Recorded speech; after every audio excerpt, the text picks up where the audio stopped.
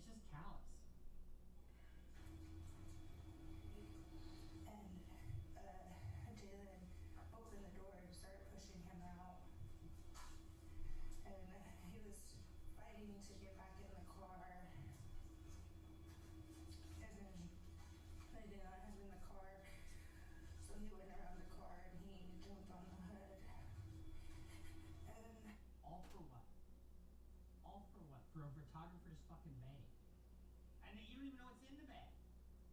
What, some cameras? You don't have any film, some people don't use film anymore. I mean, what the fuck? All for what? For nothing, for violence, for the sake of robbing somebody. Just because you're into that. the light turned green. I'm gonna stop you right there.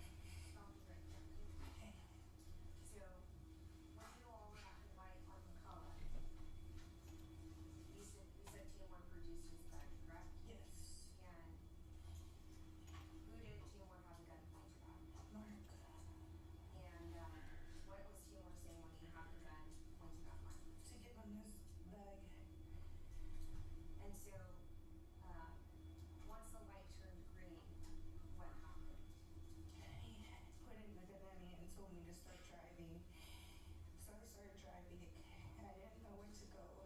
So I turned into the first place that I saw, which was the Chick-fil-A. Well, you know, if a homicide is going down, you know, you build up an appetite. So you probably want to get a chicken sandwich or something, and you know, well, he's told him, "You want anything? No, you're not gonna fucking eat, buddy. I mean, give me a fucking break." Chick-fil-A, oh, and you can tell she's just moved by this experience. Once I turned into the Chick-fil-A, he kept yelling at me to get him off the car. I didn't know how to, so I was just going back and forth really quickly. And And in all reality, what the fuck is she doing with him anyway? I mean, why would you be with somebody that's on the run?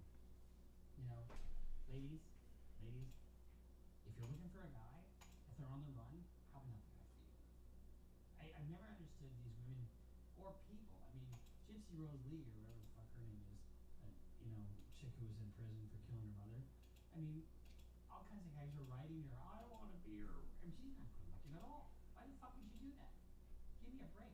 And then people write to people in prison saying, "Hey, oh, you're so like the Unabomber." I'm sure this chick's writing to him. Ladies, if he's looking to find 55 years, he's not going to be a good provider. Mark kicked the windshield and taking opened the door and shot him. So how do you cross-examine somebody like that from the defense standpoint? I mean, listen to her voice cracking. She sounds like she's telling the truth. She sounds like she's reliving this experience. So what do you say? Well, you didn't really see KK do this, did you? Yeah, I did. I mean, very difficult to get over testimony like that. So let's just watch a little bit more testimony.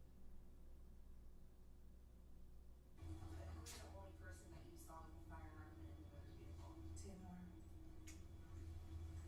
So it.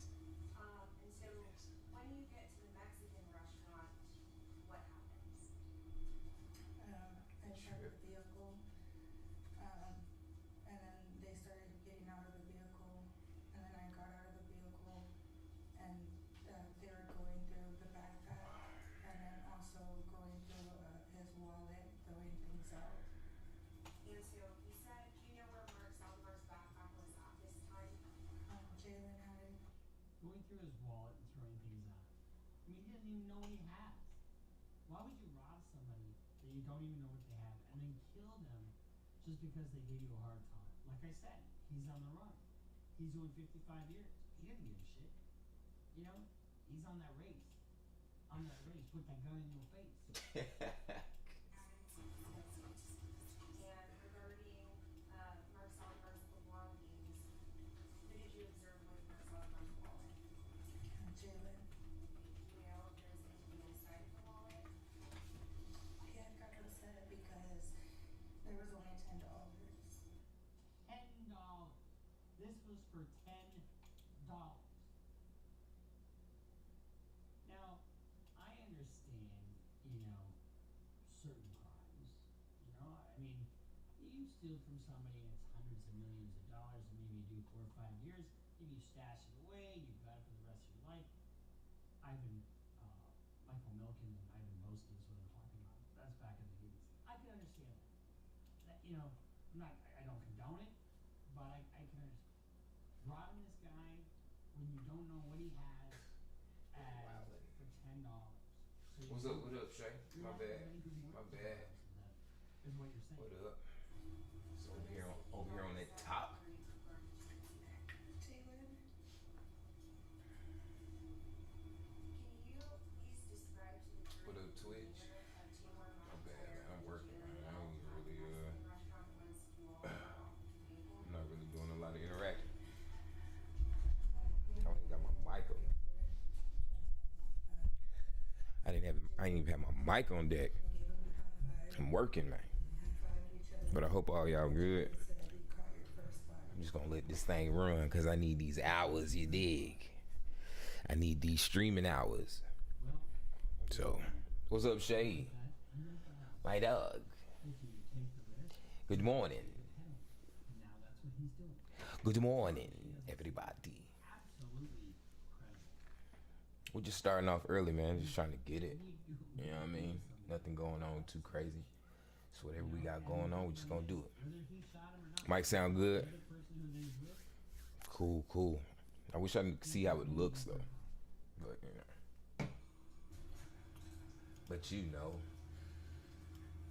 man, I was up last night to like the connection. That's no bueno. Meaning I'm freezing and stuff. in my understanding, But she was not charged with, but she I was up to like 5 in the morning this morning. for Um, see it on that phone, and maybe she was working on all the things. Working on all of the things, man, and it's coming up so dope. We talk about it a little bit later if you got some time, but yeah, it's exciting, Shay. It's exciting, Shay. Yeah. Yeah. I don't really know how to talk about it, but I'm currently on like 3 hours sleep. If I went to sleep at about 5ish, I woke up just before 8. So,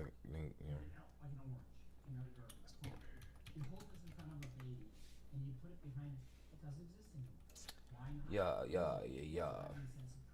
How's everybody doing out there, man? If y'all talking. Oh, I freeze every 30 seconds. That's no bueno. So, I mean, if I'm freezing here, I am also on the Purple app because they don't like it when you say names. So I'm also on the Purple app live, and I am also on the Red app live right now. So you can hop over there, jump over there if that's a little bit better. I think yeah, this is like my second time going on TikTok ever. It's like second time ever. So there's a lot of kinks. You making decisions on your own? Are you gonna make good decisions? Are you gonna make bad decisions? And all of a sudden, you don't think of your actions, how they're gonna impact tomorrow. Yeah. Every 30 seconds. Look, I was it had me with a lot of people and stuff in there. As soon as I hit my little vape, boy, that thing was like, we're restricting. Like, dang. And when you get into these murder cases, Like, TikTok does not play, bro. and you want to be a Zaza Like, I gotta be super clean. that may not be exactly I gotta be super clean. Can't talk crazy. how the defense gets admonished. But whatever. We out here, man. How y'all day going? How is y'all day going? What y'all up to this morning? What y'all working on?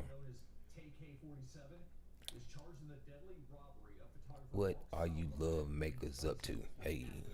What are you love makers up to? Hey.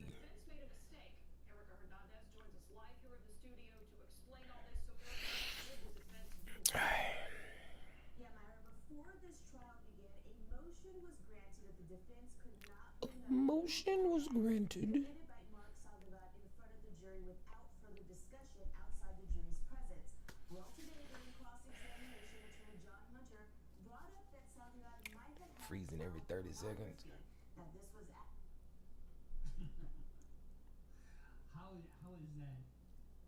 that relevant to him getting killed on the side of the road?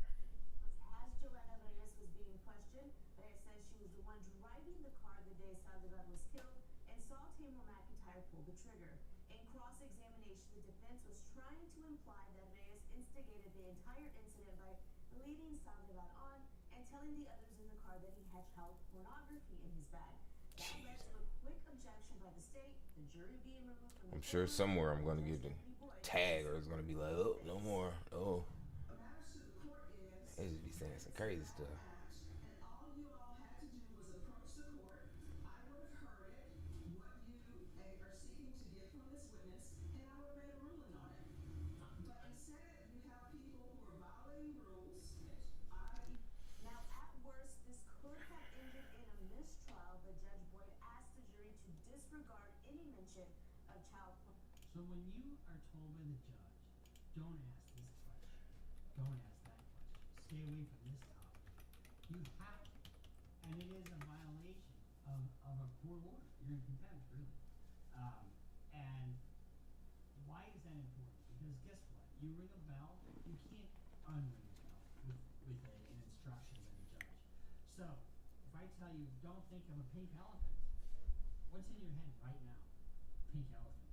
And if the judge tells you, That's a good okay, point.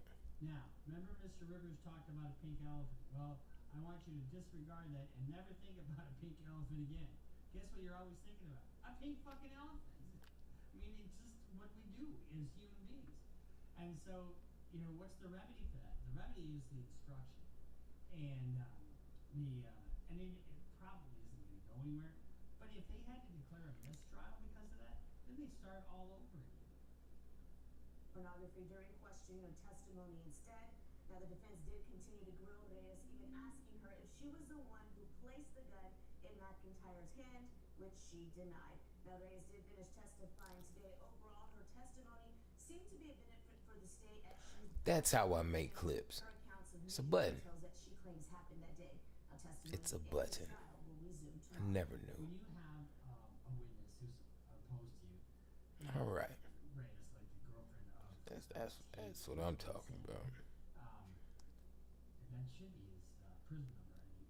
Anyway, when you are going after somebody like that, you can really only go after them on really two issues: bias and inconsistencies. Otherwise, when you beat up on a witness that is sympathetic, which she is very sympathetic, wouldn't you agree? And you risk alienating the jury, but you also might not have a choice. You know, you gotta take that chance. TK-47 is already facing a 55-year sentence, so he really had nothing to lose. But why the fuck would you do this? I mean, now you're looking at capital murder for $10. For $10 fucking dollars. We'll follow the trial, but you know, this is not an unkind actor. I mean, TK is not exactly a sympathetic figure. And in granted, I'm a defense lawyer, and I know how tough these kinds of things are. And I tend to look at things through the lens of, you know, how can we win this one? In other words, through a defense perspective. And his goose is Cooked. it is gutted. It is in the oven. It's being basted by the prosecution. And it's good. Yeah, man. TK Cook. Boy, that's messed up, shout. That's how y'all know. Don't mess around, man. Don't mess around, even at a young age, 'cause they are not playing. They are not playing, bro. I just hit one.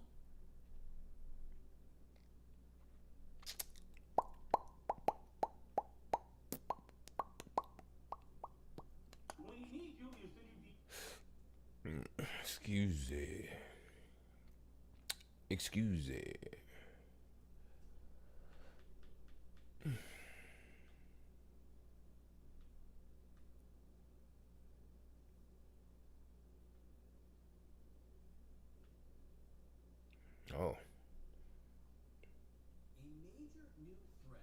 Secretary of State Marco Rubio, who says that if there are no signs of progress, the U.S. might abandon efforts to find an end to Russia's war on Ukraine. Russia, along with Special Envoy Steve Witkoff, met with both Ukrainian and European officials on Thursday, but now he says the U.S. might just move on. Let's get right to CNN's Nick Robertson for the very latest on this. What exactly is the Secretary saying, Nick?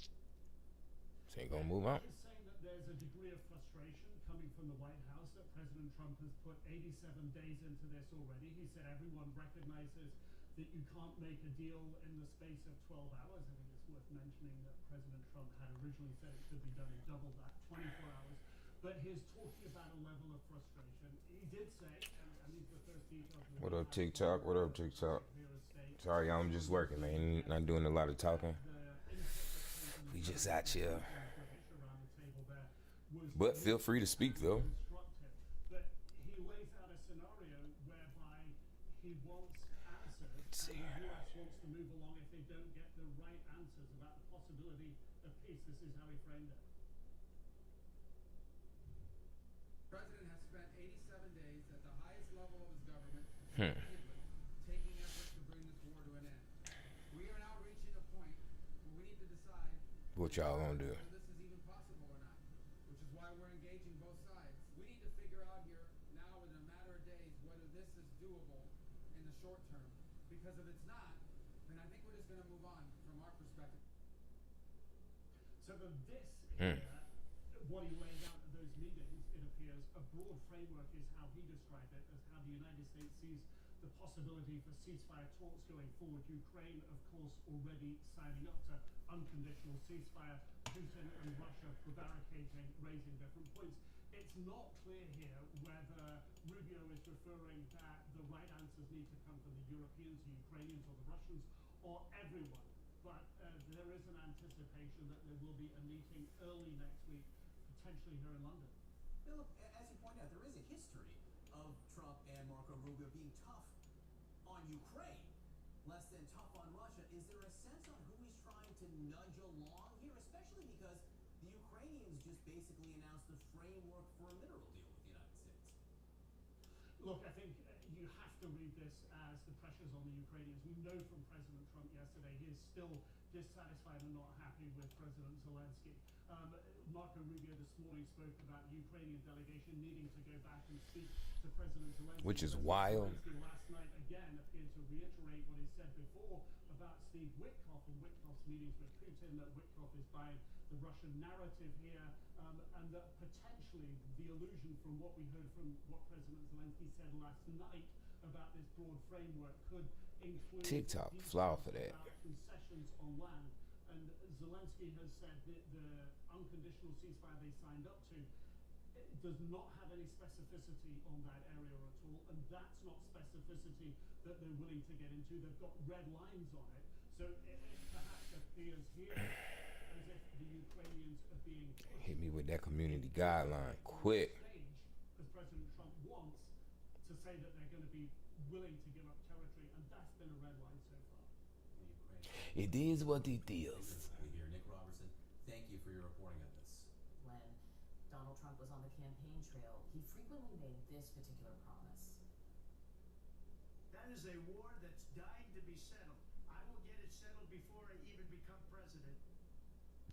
Well, Damn. Inauguration Day has, of course, come and gone. Now, 3 months later, it seems like the Trump administration might be the one on the verge of giving up. Here's Secretary of State Marco Rubio speaking to reporters just hours ago. Bro said he tired of it. We need to figure out here now within a matter of days whether this is doable in the short term, because if it's not, then I think we're just going to move on. These comments come one day after Rubio and U.S. Special Envoy Steve Witkoff met with and Ukrainian allies, and they presented a peace plan that received a, quote, encouraging reception. Group chat is back. We're going to do a little international now. And there are some who benefits from a delay. Because some people would say Russia is going to say, sure, you run out of patience, great for us. Tiffany? Yeah, I mean, well, let's back up a little bit and say the only reason that we are in this position to begin with is, you know, you look back at the failed departure out of Afghanistan that emboldened the evils of this world, emboldened Putin to even take on Ukraine. So Trump is now in a position where he's cleaning up the mess administration. President Biden drug his feet on getting weapons and just drug this out to the point where it is now. So President Trump is obviously the master negotiator. He's working also on making sure that this deal works for the American people, whether we can mine rare minerals. Patience, dragging something out versus not dragging something out. You think that there is a limit to patience? No, I think President Trump will get the deal done. I think they're working day and night.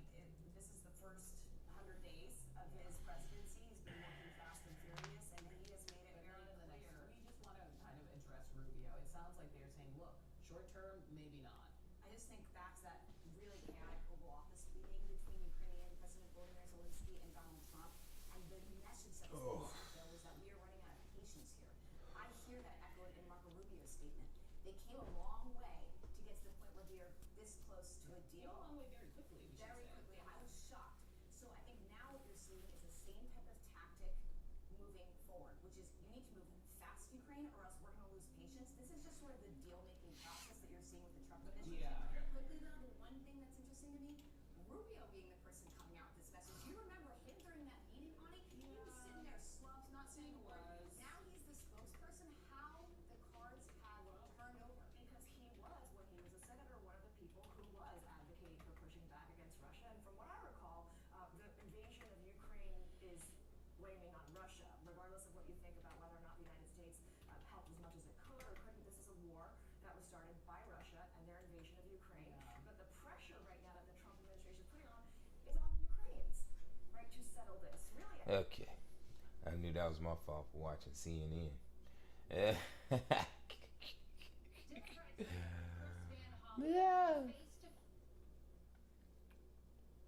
How much money 10 So million what do the finances Spotify look like listeners today? play? Getting 10.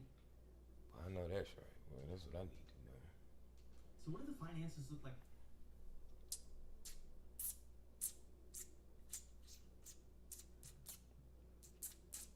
How I grew from 0 to 100K subscribers in 5 months. On YouTube.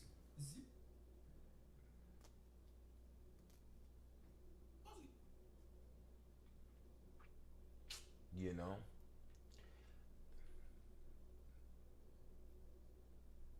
We're working on that.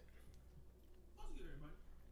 It's your boy, O'Shea Duke Jackson, back at it again with another episode Of the Celebrity Joe. Baby, I want to talk about this Dusty Ass female judge by the name of Sonia McKnight.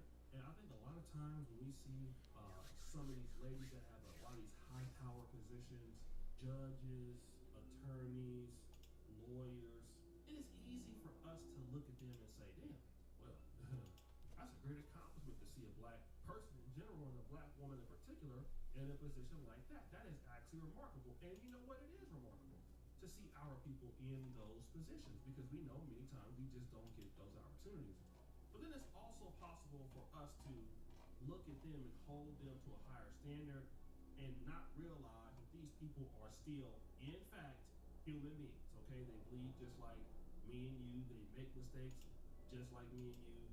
And when it comes to booty clapping, they still want to do that too. And this lady here, Sonia McKnight, is an example of it. Now, Sonia McKnight was a judge in Harrisburg, It Pennsylvania. actually would be great if you could send me that. But the writing was kind of on the wall, because Sonia McKnight had some problems in her own personal career. Okay, she had been suspended several times before from the bench. Basically, she was, doing this and doing that and all of this. Like, she already had some problems. So it's not like she wasn't a problematic person. She already was. And I think that being a judge just emboldened her to even go further and do more. Okay, and just continue to be feeling like she's untouchable. And she was in a relationship with this guy, Michael McCoy. Okay, and Michael McCoy was, basically letting her live there. That's And, crazy. Like I said, he was trying to get her out of the house. He was trying to say, look, I'm trying to break up with you and everything. It was so bad. He was trying to call her mama. Okay, now she's 57 right now. 54, her mama got to be in the 80s. So you know it's bad when you a full-grown damn adult and somebody is wanting to get your mama to come and get your ass out the house because you don't have no damn decorum. That's Right. how bad you are, family. When your own mama, the brother is calling, listen, you come and get your daughter. Your daughter is a damn judge, and she don't want to leave here. Boy. You come and get your dumb ass daughter out of my house. How can you do that? All right? Still, no response. Okay? So he telling her, listen, baby, this ain't working out. Okay? It's not working out. Now, you can stay here, but I'm gonna need you to get your stuff out tomorrow. Okay? What happened? He woke up and she accepted it was over, went to bed at 11 o'clock. He woke up and he had a massive head pain. Wanna know what she said? Mike, his name is Mike McCoy, you did that to yourself. He found out that he had a gunshot wound to the right temple that exited his left temple. Okay? Then what she's gonna say is she could not explain what happened when he called the police that she was sleeping and heard him screaming. Oh no, boo. Too bad that gun residue was right there by your ass, okay? And so what ended up happening? She went to jail. Last year, February 2024, prosecutors say McKnight was the only person who could have shot her ex-boyfriend Michael McCoy in that home. McCoy said he could not see when he woke up in excruciating pain during the overnight hours of February 10th. He couldn't tell who shot him, but he was adamant that he did not shoot himself. To his knowledge, McKnight was the only other person in the home when he went to bed. We heard from Cumberland County District Attorney What's going on, everybody? shortly ago. It's your boy. He was prosecuted to help avoid any conflicts of interest with county and state law enforcement. I think what I talked about in my closing is using your common sense. That's what I urge the jurors to do. There were two people in that house and only two people in that house. And one of them, the one who was shot, said he did not shoot himself. The logical conclusion is the other person did it. The McKnight was led out of the courtroom after the verdict was read in handcuffs. She was being taken to the Dauphin County prison as she had her bail raised to $3 million after the convictions occurred earlier today. Sentencing is set for May. However, her defense attorney indicated that he intends to appeal the verdict that came out of court today. He said that he simply just does not agree with what prosecutors argued and that McKnight did not shoot McCoy. But again, she will face sentencing in May and was taken to the Dauphin County prison after the verdict was read today. Again, Sonia McKnight, district judge here in the Harrisburg area, convicted of attempted murder and aggravated assault. Now, as you can see, she's been found guilty. She will be sentenced next month, I believe on the 28th. But I just want to talk about, and you can't say that she wasn't making enough money as a Harrisburg judge. Even the 75th percentile judges can make $131,000 a month. The top earners are making $194,000 a month. Now, as of 2021, she was making $168,350 a week. Even when she got suspended, then she was basically making $3,237.50 a week. You were already balling, okay? So why you can't go and get your own damn house? And I'm telling you just like this, brother. Some of you blacks out there, y'all gonna think I'm nasty, but I keep telling you, brothers, some of you are over clapping. I know it's gonna sound funny, but some of you ladies, when they fall in love with your, you know what, and you giving it to them all like that, and they fall in love, and they don't want to get away, you have to stop doing that. I hate to tell you guys, man. Some of you guys, when you start, and this is not his fault, but I'm just telling you, when you love on them so much, keep on clapping them when they have problems, they fall in deeper and deeper and deeper in love with you, okay? That's how when you see women just come out to your house unannounced, just, show up, somehow get into your phone, break into things, you know what I mean? Just start doing weird stuff, showing up to your job. That is because you have overclapped. And what you thought was, them red flags of that craziness, you was going to be over to see that. But you overclapped. This is why I tell you young men out there, y'all get these young women, because some of these dating coaches will tell you, oh, make her fall in love with you. Make her go crazy over you. No, you don't want those problems, bro. Because you also know you be making her ass want to shoot you. You guys gotta really spread it out. Stop letting them have so much access to you. Missed the application deadline. Once they prove it, just like women. Oh, wow. Women make you prove yourself. They don't just give you nothing. They make you prove everything. You just That sucks. You just can't just show up and start being X, Y, and Z. You have to prove yourself. So they are no different. They have to prove why they should be there. You can't just meet a chick, oh, she a judge, so I trust her, oh, she a lawyer, she got all this. You got all in your house. You don't know, she still might have mental problems. You get those chicks that be calling too much. You tell me calling at the 5 a.m. car. That's a sign of crazy. Dry begging, not being respectful. So you cut that off before feelings get involved. Once feelings get involved, and they already feel like they've been slighted, what can you really say after that? It's not much you can say. Now you're in a position where you're down bad. Now you're downbad.com.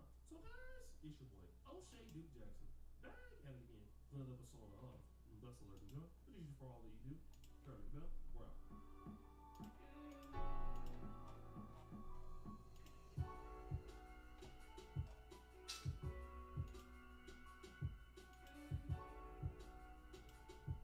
That's so annoying. Ladies and gentlemen, welcome back to Scout. No. No.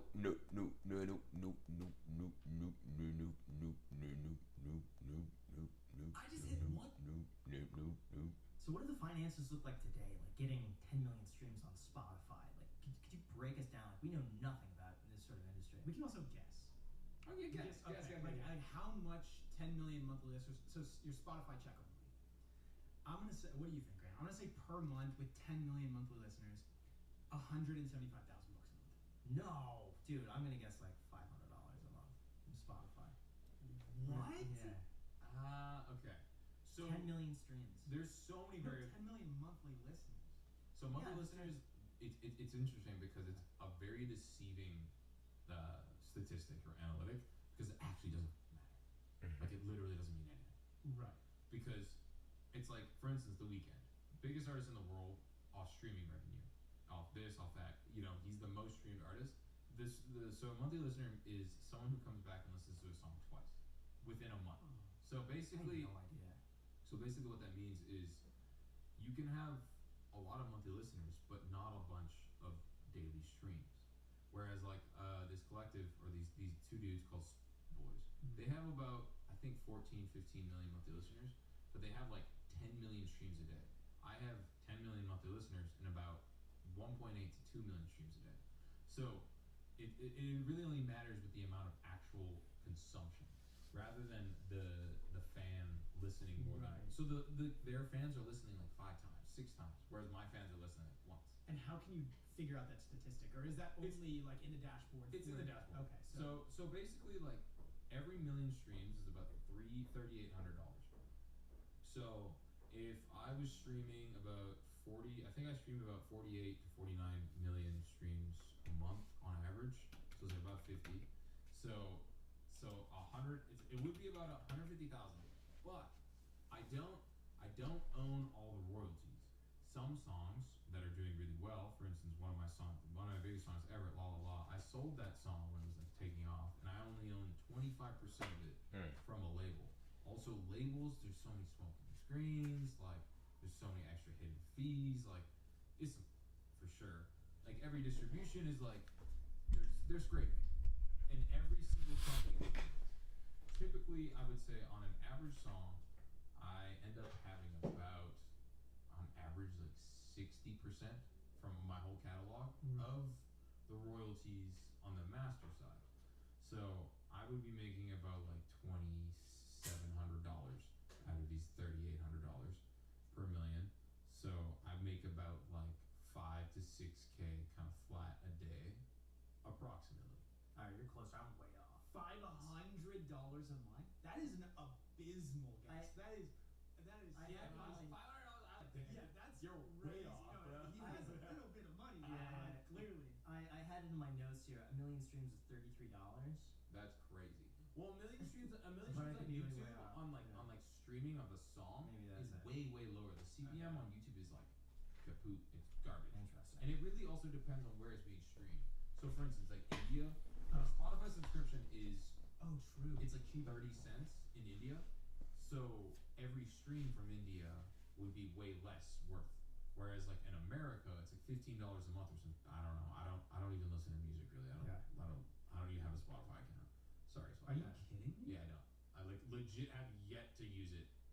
how do you listen to music? I don't really listen to music. What do you listen to?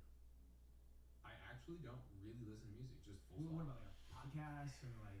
I just kind of like chilling because my life is always music. Yeah. It's always thinking about like whenever I listen to songs, I like it's kind of like finance. It's like when someone talks about finance, it's like that's on your mind. And when I hear songs, I'm like, why is this song big? I need to like analyze the song. Whereas like I can't even listen to it anymore.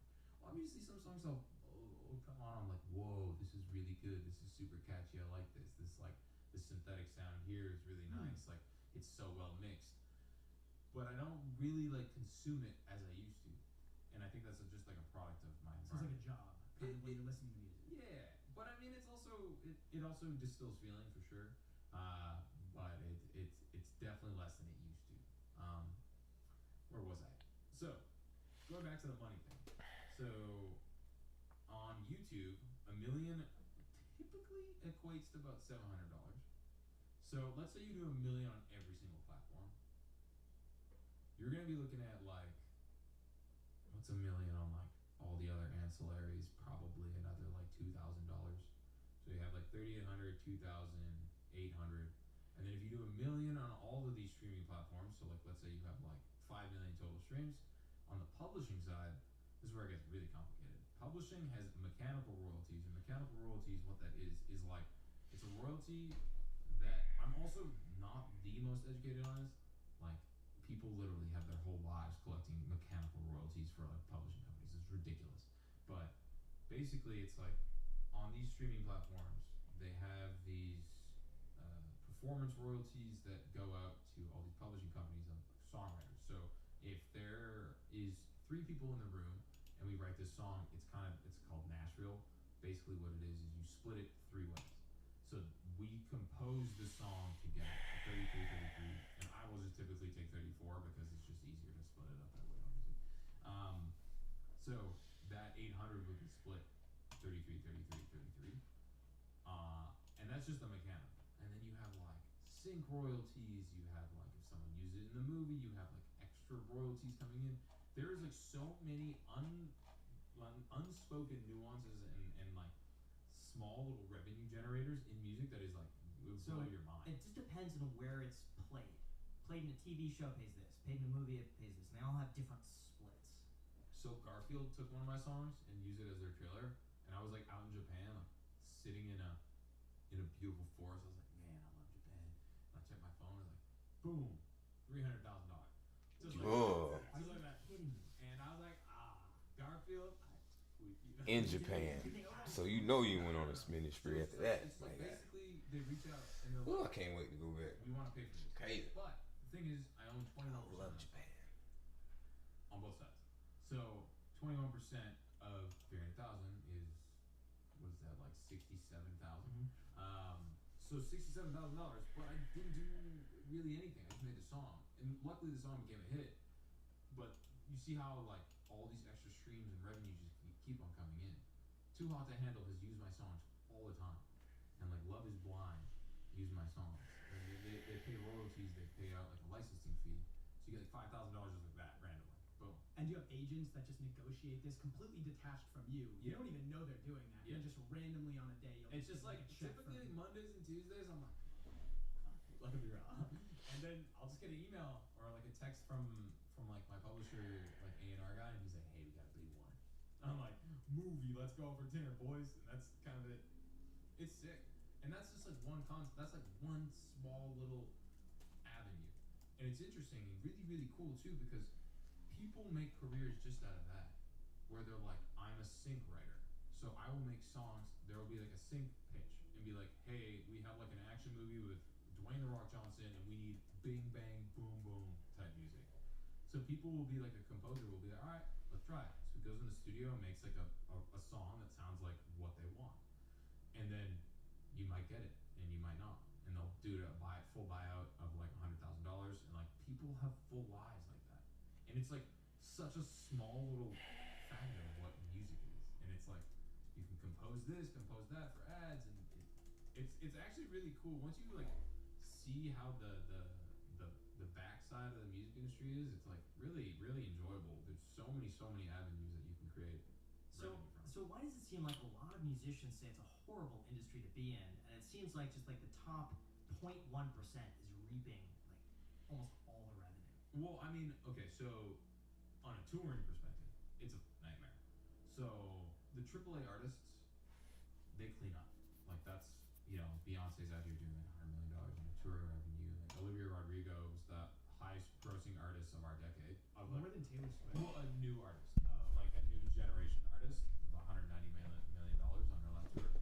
And basically, I was just telling you about this Subtronics guy. Basically, like, if you don't get to 5,000 capacity shows, which I'm gonna be honest, I've been grinding my ass off for 9 years. It's hard. Like, you need a ton of hits, like a string of hits, or like crazy controversy, like crazy this, crazy that, and you just gotta be on the ball 24/7 and like really cultivate that fan base. If you don't do that and you tour at like a 2,000 to 3,000 capacity like tour, and you want to bring production and try to make it a cool experience for your fans, you are always in the red. I'm aiming to do this like 33 stop tour in Europe, and it will net me negative $127,000. So why do it? Because you give your fans an experience, and they're fans forever, and that's it. And like the only reason why I'm able to do this anyway is because of that. It's really just a path back.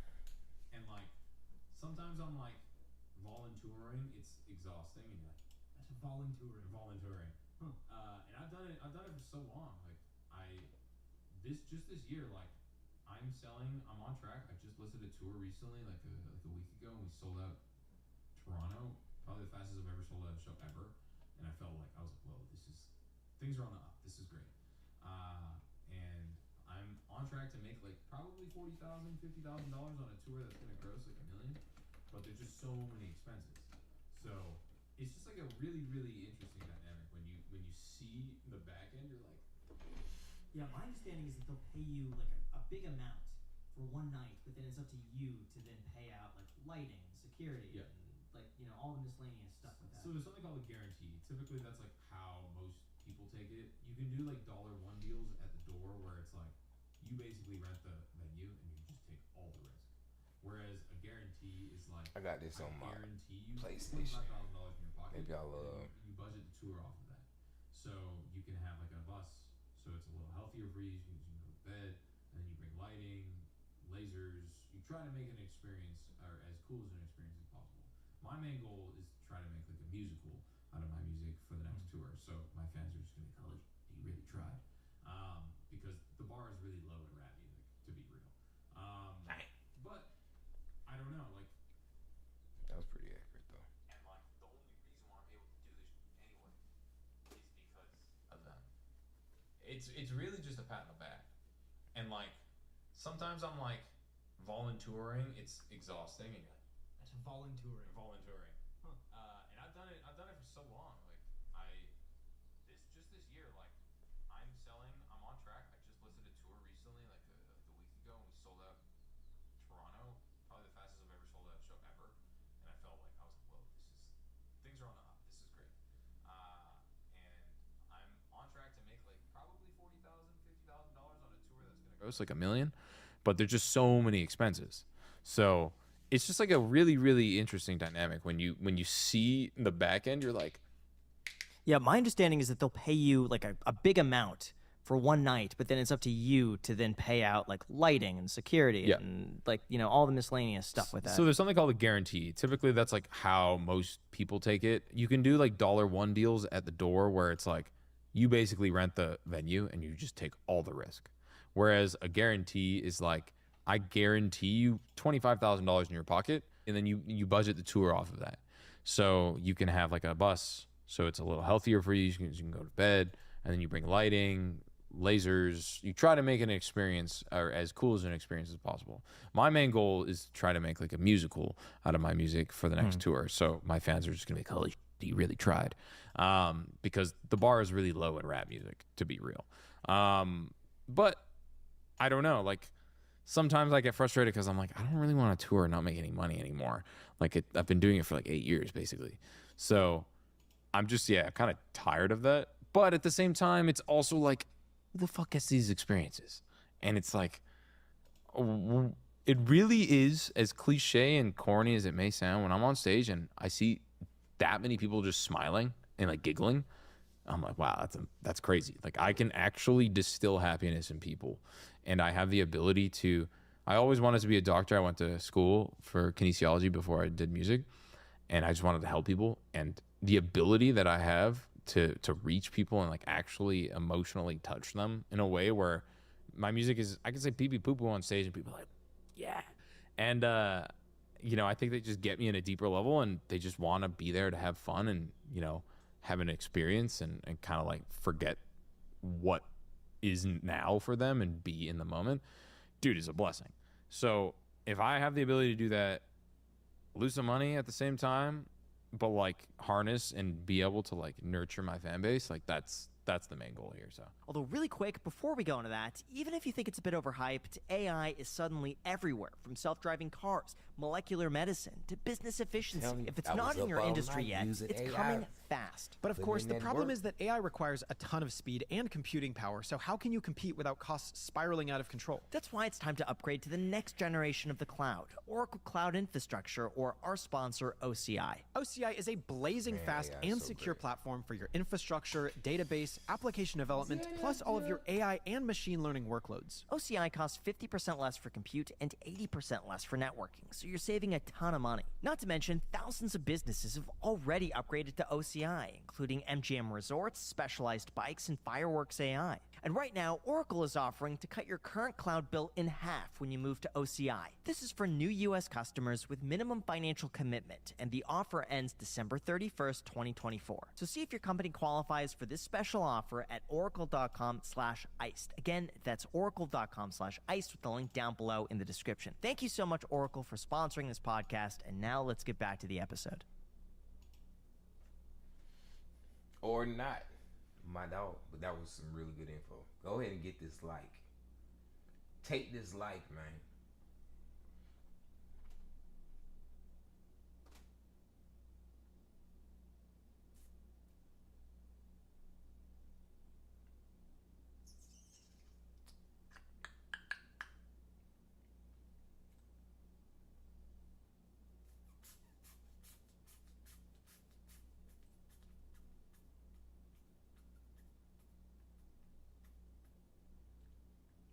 Yeah, that's wild. This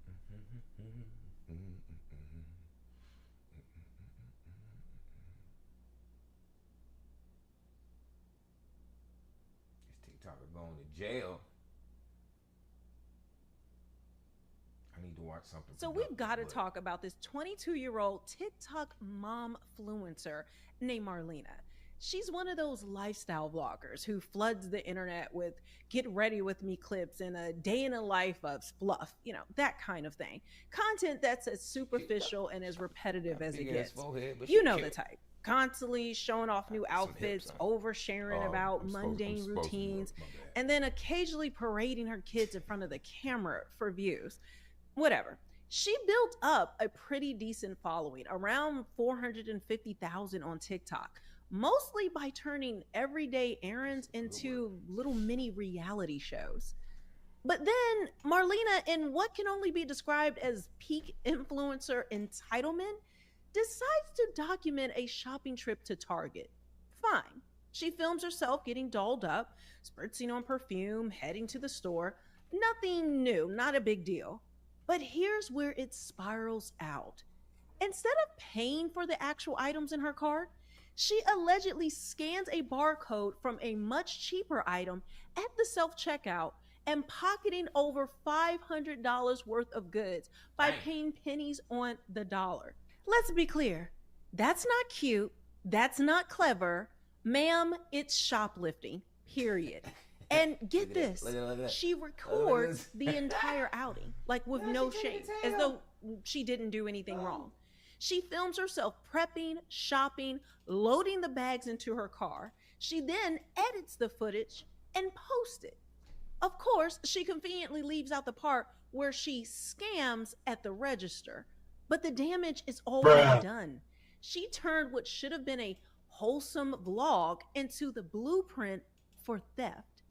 And this isn't just a lapse in judgment, it's arrogance on full display. And now she might be looking at felony charges. Yes, this is a felony. That's what happens when clout becomes more important than character. But welcome to the influencer era, where people literally commit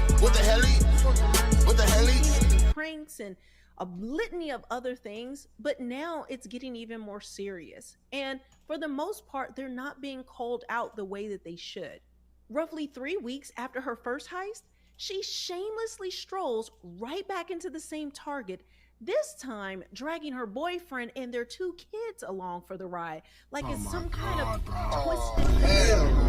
They load up their cart with goods, head to the self-checkout again, and what do you know? Here comes Marlena with her little con act again. Bruh. You can literally see her in the footage. Ripping what appears to be a white piece of paper, likely a cheaper barcode she's using to sell. She's not even slick with it. She's just practiced. Swapping barcodes, pretending to pay, all while bagging far more expensive items. She isn't saving money. She's flat out stealing. Allegedly swiping about $225 worth of merchandise this time. Maybe not as much as before, but the theft is theft. And what's worse, she struts out of the store with her whole family like it's just another day. No shame, no remorse, just business as usual. And then to involve her kids in it is absolutely grotesque. But then what happens? Better lighting. Back How's home, the sound? How's back the to video? TikTok, Niggas just back to looking. pretending like everything's normal. She's TikTok. influencing by day and allegedly robbing stores by night.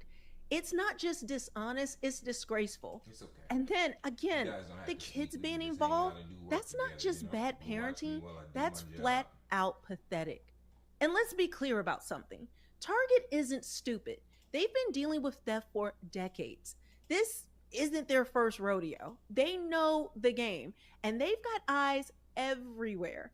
Every self-checkout station is watched like a hawk with overhead security cameras, and everything is recorded. And guess what? They actually review the footage painstakingly, even if it takes weeks, guys. That's how they caught Marlena. She thought she was slick pulling the old barcode switcheroo, scanning cheaper items while bagging more expensive ones.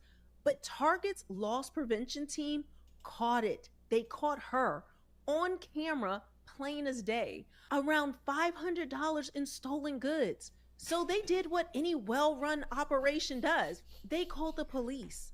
But here's the thing. Cops didn't know who she was. Just some random face on the surveillance camera. So Target, being thorough, blasted her image across Facebook and Instagram, asking the public for help. Yeah. And guess what? It actually worked. And pretty fast. Someone recognized her and dropped her Instagram handle to the police. And from there, a digital trail of her stupidity. They hit her TikTok and boom, she practically handed herself over. I mean, the amount of self-snitching on social media needs to be a case study for something. She had documented the entire crime, getting dressed, putting on the perfume, the shopping at Target, and then loading the stolen items into her car. The same outfit, the same sunglasses, the same everything.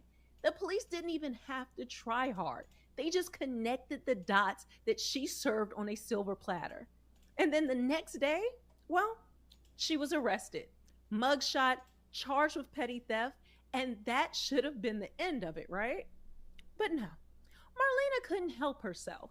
Instead of laying low, she did what every clout-chasing criminal with no self-awareness does.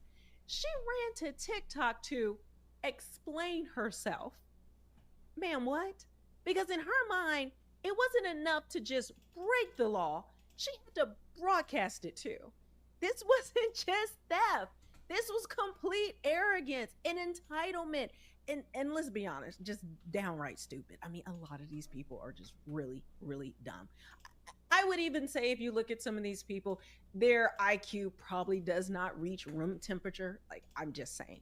Her Get Ready With Me basically turned into a session on how not to take accountability. That's basically what Marlena served us. You mean she get opens locked the up video with with, me? let's address the elephant in the room, but never actually addresses anything. But why?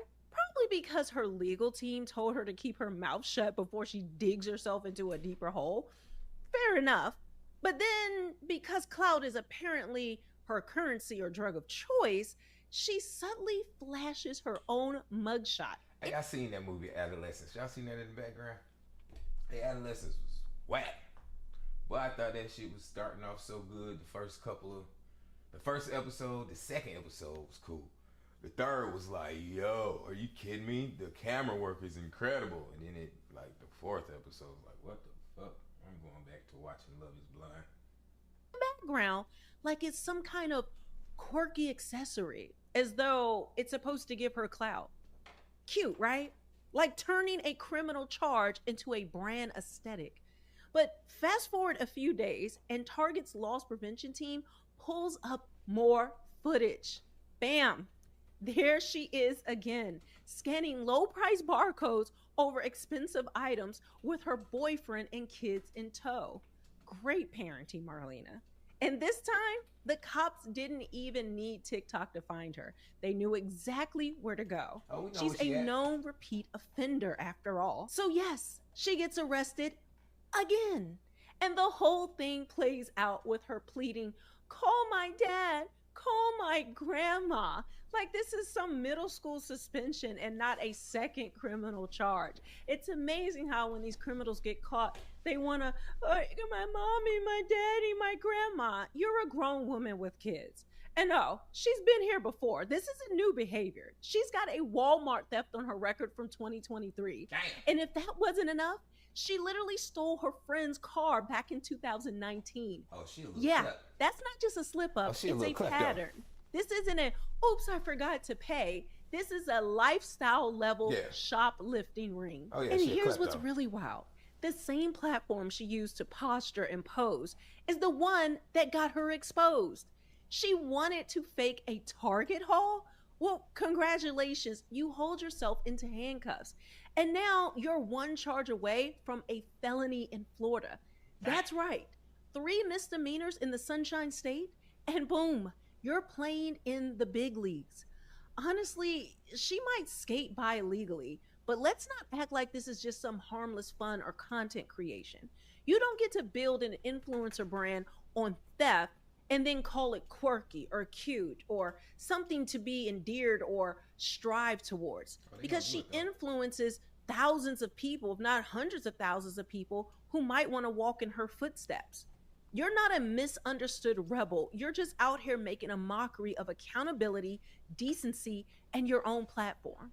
So yeah, allegedly, but if the shoe fits and it wasn't stolen, then it's time to lace it up. Guys, make sure that you are subscribed to my channel. I'm going to be bringing you a lot more stories and content that you're not going to miss out. Yeah, and y'all. if you want to follow... Yeah. Y'all check out Melanie, man. She dope. I've been watching her shit for a couple years now. You know what I mean? Guadapin. You know what I mean? Guadapin.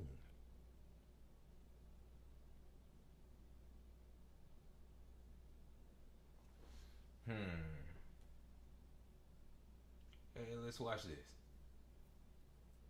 I'm none of these, but this is interesting though.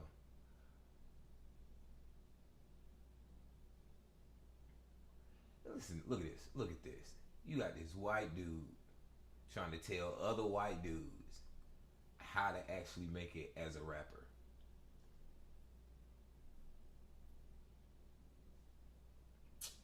I just can't wait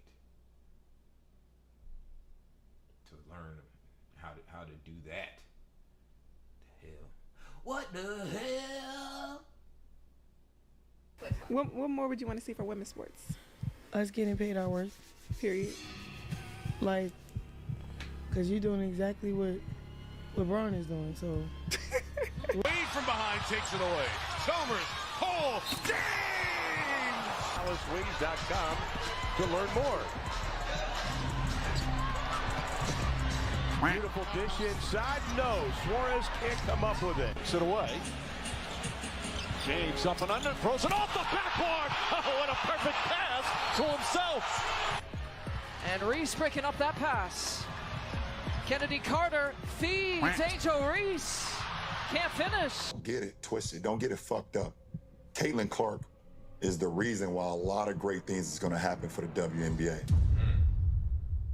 All right, guys, listen, trust me, I know. When you clicked on this video, you probably looked at the title as well as the thumbnail and said, I don't want to watch no Angel Reese podcast. There's a purpose to this, all right? So just bear with me. I am going to go over today the Unapologetically Angel. Again, it's Angel Reese's podcast. If you're unfamiliar with her, she's in the WNBA. She likes to talk a lot of shit, which is, I'm okay with the shit talking. What I'm not okay with is the modern woman dogma that she displays, wearing her ass out in 304 slut culture, debaucherous nature, as what she often does, giving these young modern women the tool book of how to be a 304 ratchet harlot. Nevertheless, she had an interview with this other woman. And I had to throw this in because I'm a Chicago sports fan. Angel played for Chicago Sky, man. I like Angel, okay? She just goofy. She just goofy. And she looked like the sloth from Ice Age. Lovely. Brother, no. By the name of Krishan Rock. She's just crazy as hell. Was dating, blue face, tattoos of him all over her body. Nevertheless, they were having a conversation about equal pay within the WNBA in comparison to the NBA, which is going to be the crux of this conversation. In an effort to remind you why not to watch this content, I wanted to go over a quick snippet first before we get into the viral content. All right, so we're going to get you watching basketball, right? You be watching basketball? No, we got to get you to watch basketball. You be watching basketball? I watch you. I'm going to text you when the And the only reason why I watch you, because you remind me of me on the field. Like, who the f is you talking to? Shut up. Block something. That's how you be. We gonna get you to. I'm gonna get you to Chicago. You gonna come to Chicago? We gotta get you to come to Chicago. Yo, if she bluffing, play this clip back. Play this clip. They know. You gonna come to Chicago? We gonna get you to Play this clip back when y'all don't see me in Chicago. You gonna be in Chicago? I'm gonna have you courtside tickets at the game. Okay, if Rika could come. Rika can come too. Okay, period. Yeah, she can come. Okay, cool. Cause I'm not going courtside by myself. Girl, no. Like, girl, I'm celibate. I need a friend that's celibate with me. Like, when you gonna break celibacy? Bruh. When the right man come? I'm not breaking it till I get a ring. Period.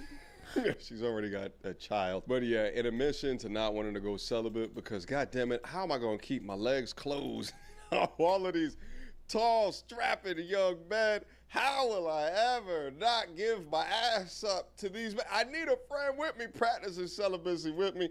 They always want to practice celibacy after they had the child. Nevertheless, though, let's get into the viral clip. Now, this section right here is what I really wanted y'all to hear. What more would you want to see for women's sports? Us getting paid our worth. Period. Like, yeah. Yeah. Because you're doing exactly what LeBron is doing, so. It was so funny. Yeah, she had to start laughing herself about that. She knows she ain't doing the same shit LeBron doing. But women should get paid. I wholeheartedly believe in everybody getting paid well. It's way too much money out here in this world for people to be tight gripping money. So if you are providing value, whatever value that is, and you have an audience or a market for that, do you think? You know? I had to laugh at that. Yeah. Because you're doing But she damn sure ain't know LeBron. exactly what LeBron is doing, so. Reese, what's going on? Sis, I don't they like ain't got that. the money for us just yet, but it's coming. It's coming. Is it? I don't. It's like, I don't understand it's it. a lot. Because you're. Well, I was gonna say it's because people like Rashawn aren't watching. You gotta watch the games. You gotta watch the games to get the ad revenue. You know, to get the jerseys paid for and the tickets. Stack up those chips. But if y'all ain't going to the games and ain't watching, ain't nobody gonna care. Ain't nobody putting up the money for it.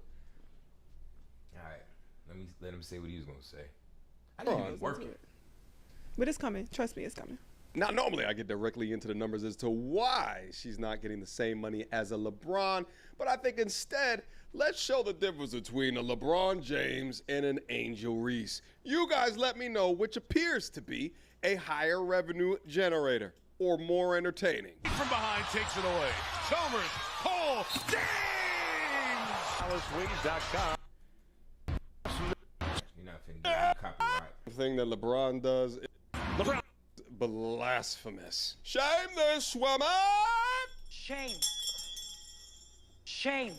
Into the darkness! That's like saying your little cousin Timmy. Yeah, it'd be real. I just can't. I hate when he do that. Like the little. Some of that shit be kind of corny. But he was right. That was a good episode. I mean, that was interesting to know. Look at all this mess that they give me.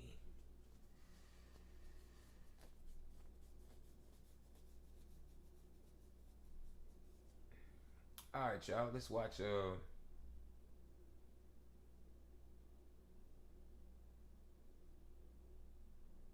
Some random girl tell us about YouTube is easier than before.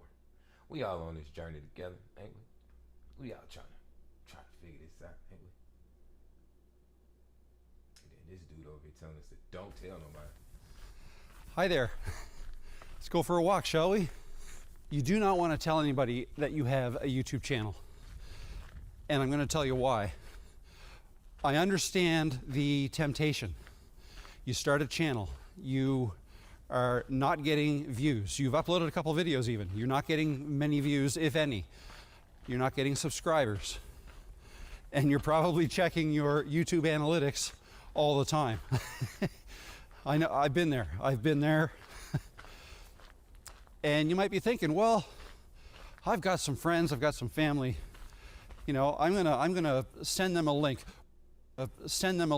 Maybe, I mean, a lot of people when they start YouTube, they don't want their friends and family to find out that they're doing it because it's something out of the ordinary for them. It's not what, it's not what they're used to doing. It's something new.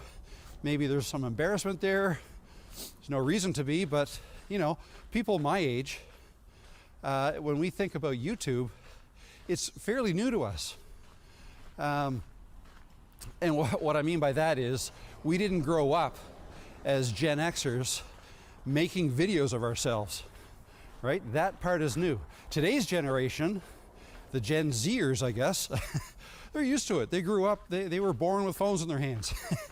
So it's all new to them. So anyways, my point is a lot of people might be a little bit embarrassed about sharing the fact that they're getting into YouTube, even though there's really no... I go front. It's a little awkward. Even in this exact moment, like I think now I'm starting to get a little more comfortable, but it is a very weird feeling. You know what I mean? Now I've always talked to myself. That's not the new shit. I've always talked to myself. I entertain myself, make myself laugh. You know what I mean? Spent a lot of time to myself. But what's different is it's almost like trying to at least for me, like I try to make sure I'm clear with my speaking, because I mean I can, when I'm comfortable, I can easily slip into East Atlanta lingo, like Shaw, this shit about crazy fuck. I don't know what the hell they ain't talking about, but that shit about to go. Like you wouldn't know what the hell I was saying if my whole video was me talking like that, right? So just getting back comfortable, speaking clearly like this, being able to clearly formulate thoughts and be able to present them in a way, and all it's different. It's a real different feeling, man. You know what I'm saying? That's why anybody that's out here that's trying to do it now, we all on the same level, we on the same plateau. I'm here to support that shit because I'm just out here too. Good thing is I've been performing since I was in preschool, so I'm not really scary. But it's still an awkward transition, an awkward mode, right?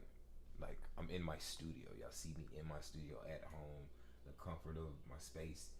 I'm very private naturally. I'm a very private person, so it's been different. But if you're doing the same thing, keep going. We gonna get it.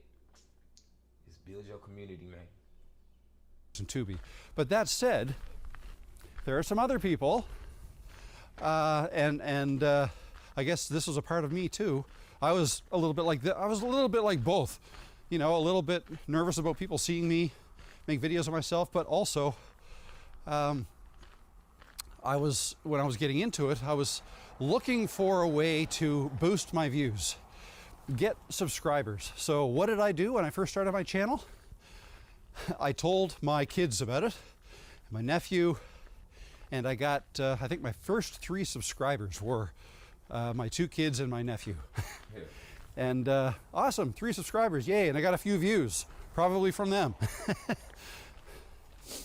But that was not a good idea. If you send a link to your channel or your videos to your friends and family, as many people as you want, or if you put a link out there on your Facebook page, on your Facebook account, I gotta switch arms because this is getting heavy. I'm using a different tripod and it's heavier. If you send a link on Facebook, post a link to your new channel on Facebook, well, that's going to get in front of all your friends and family, even not your closest friends and family, but acquaintances, even the people who you've friended over the years. They are most likely going to go check out your channel, right? A good thing, right? No, it's not.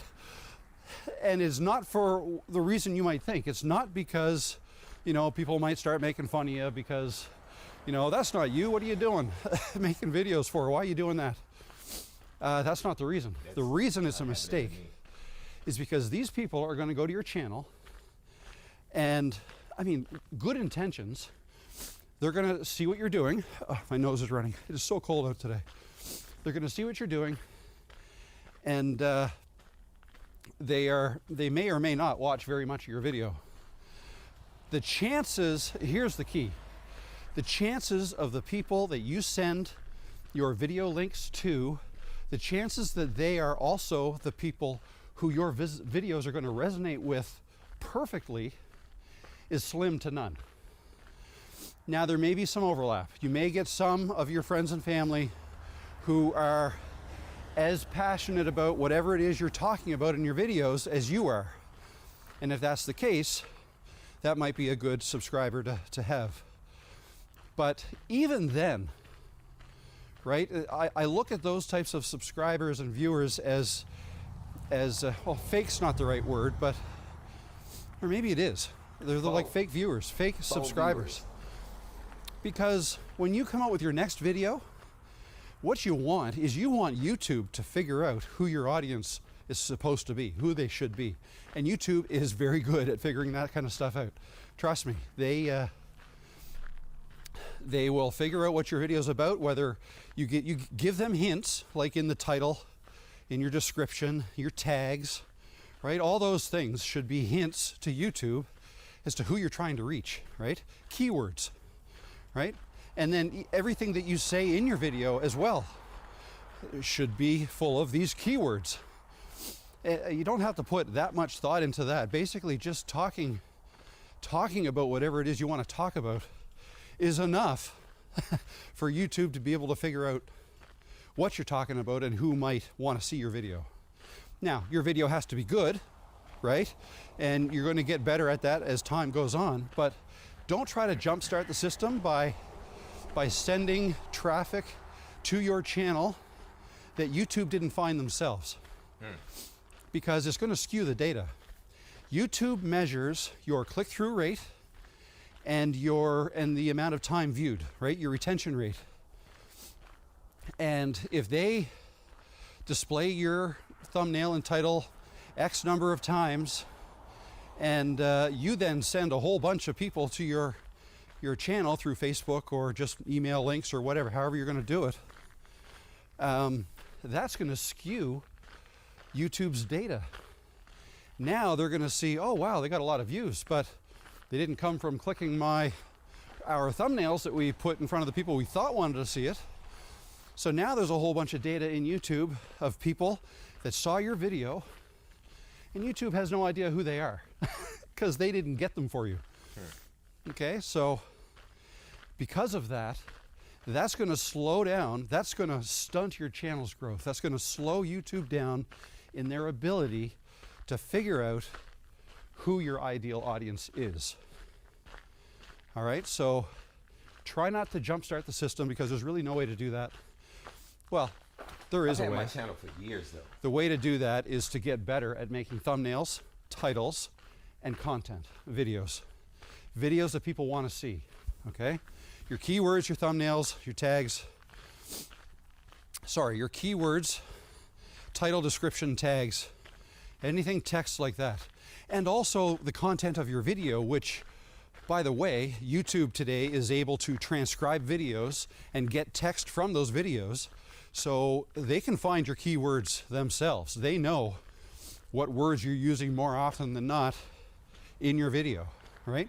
They use all this data to figure out, it's in YouTube's best interest to find your ideal audience, because YouTube wants people to not only click to watch your video, they want people to watch videos for a long time and to stay on YouTube. So it's in YouTube's best interest to find your ideal audience, and quite frankly, they're going to be better at finding your ideal audience than you are. Sorry to say that, but that's just kind of the way it works. It's AI. They've got algorithms that figure this stuff out, and they're damn good at figuring it out. So let YouTube do their work. And that is the reason why you don't want to tell anybody about your YouTube channel. Let them find it. I mean, once your channel gets going and you've got, hundreds, thousands even of subscribers, I mean, sure, you can let the odd person know what you're doing, but don't try to use that as a way to grow your channel faster than it otherwise would. What you need to do instead is focus on making better videos that people want to watch for longer, make better thumbnails that people will click more often, right? Those are the keys. And the more you make videos, the better you will get at those things. All right, so that's all I got for you today. Thanks for coming along on this walk with. That was good, and that's actually like the second person I think I've heard say that, right? Like being mindful of how you start your channel off, because it sets the algorithms, it sets the tone for the algorithm for you to be found later on and all that good stuff. So that I actually heard that just yesterday. So that's actually pretty feasible advice.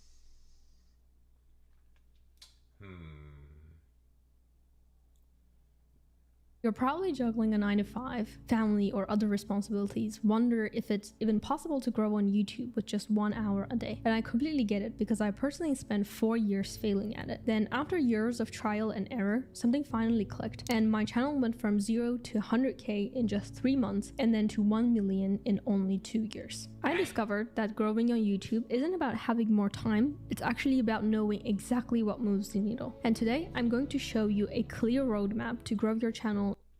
Yeah. See, we finna get it. What would you say are the specific? My brothers was famous by the time I got to high school, right? They were doing stuff. Hollywood Shuffle came out my freshman year of high school. And I remember my dad, Joe Witness, he was a homophobe. He didn't want me to go to Performing Arts High School because he was watching Fame. Yeah, okay. This nigga thought I was gonna be Leroy. Like, he didn't want me wearing tights and I don't know, corner, I don't want you doing that. And he said, you can't go to that school. And my brother Keenan, he was about your size at the time. He said, he's gonna go to that school. I'm not gonna let your homophobia stop that little man's dreams. And if he gets in, he's gonna go. If not, then you're gonna have to answer to me. And I got into school. Yeah. And that was the day I realized my dad was a bitch ass nigga, cause keep the fuck out of here,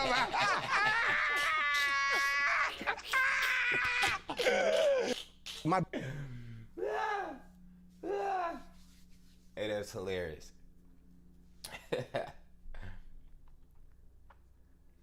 Boom. All right, let me see something real quick, y'all. Let me see something.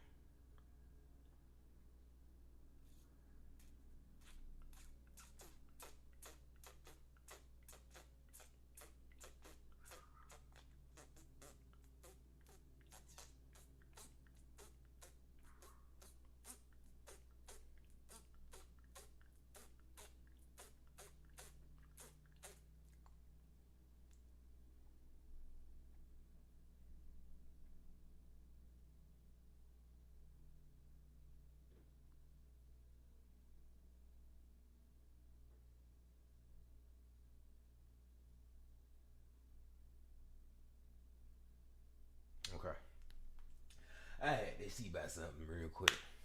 Love makers, give me a second. I'm gonna take a breather for a little minute, and I will be back up. I appreciate y'all hanging out though. It's a couple of y'all in here, man. I feel kind of bad. You know what I mean? I feel bad, but y'all ain't talking no way, so it really don't matter. I'm finna bust this move real quick. I'll be back in like 30 minutes. It's like 10:45. Finna take a quick little break. You know, we'll keep it going. We'll keep working together. We'll keep doing what we're doing. Just give me like 15, 20 minutes, man. You know what I'm saying? Give me 15 minutes, man. Why did you say I'm doing a nighttime work stream?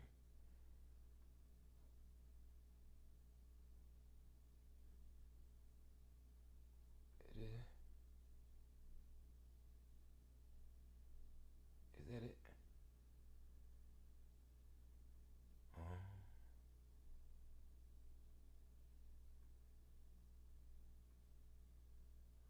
Oh, snap.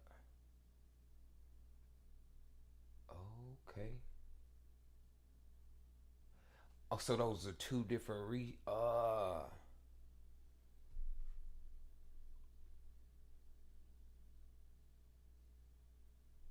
okay. Damn, I had the RMTP.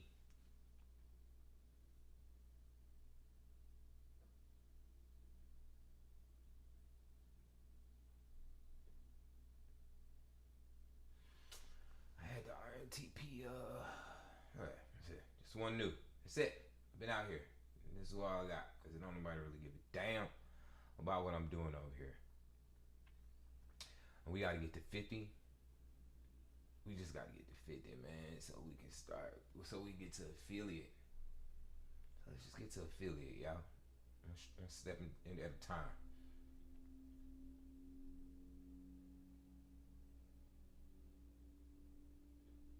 But you know, I do need to get to,